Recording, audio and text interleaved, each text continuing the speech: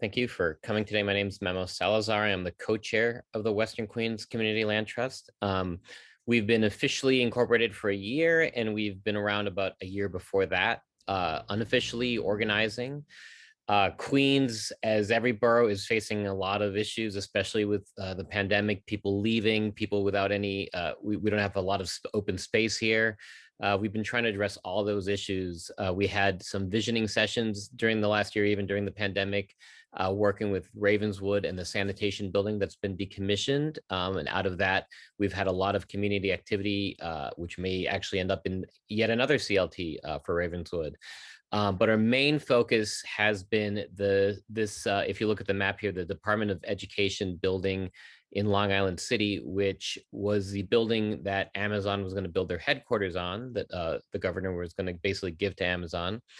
In the wake of Amazon leaving, a lot of different groups and members from the community were concerned, what's going to happen to that, and CLTs, which basically led to the creation of our CLT, as we realized that if we didn't keep that land owned by the community, there was no real way to ensure that nothing like that would happen in the future. And so we have been working with many, many groups, and we have received an enterprise grant to perform a feasibility study to see what can be done with that building. We're currently holding sessions with many different organizations, from the arts, from food, from health and clinics and education, to find out exactly what it is the community wants. We've reached out to everyone from Queensbridge to Sunnyside and Woodside and all areas in between that surround this.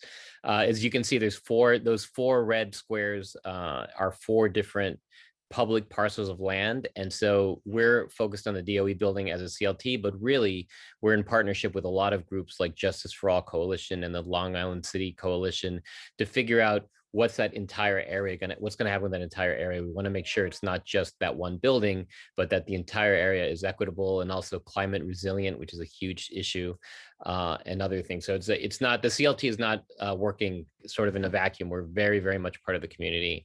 But our biggest challenge has been and continues to be the fact that we're all volunteers. We don't have a staff yet. We don't have the money for a staff. And that makes it really hard, especially when everyone's stuck in their house working through laptops.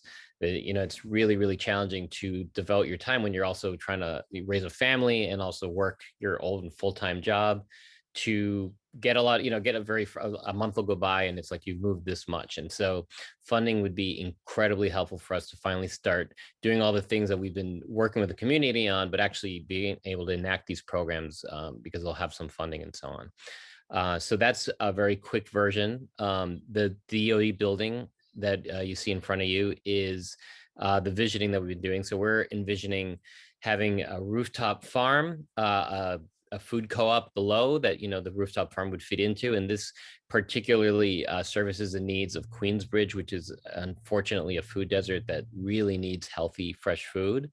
A commissary kitchen where pushcart vendors could come and prepare their food, because again, with the gentrification that's happened in NYC over the last decade, there's not really a lot of spaces for a pushcart vendor to do what they have to do to survive.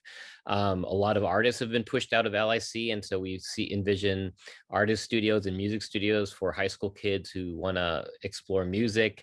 There's a public school. We have a community member who won a grant for a public school, and this would be a perfect space for what he envisions.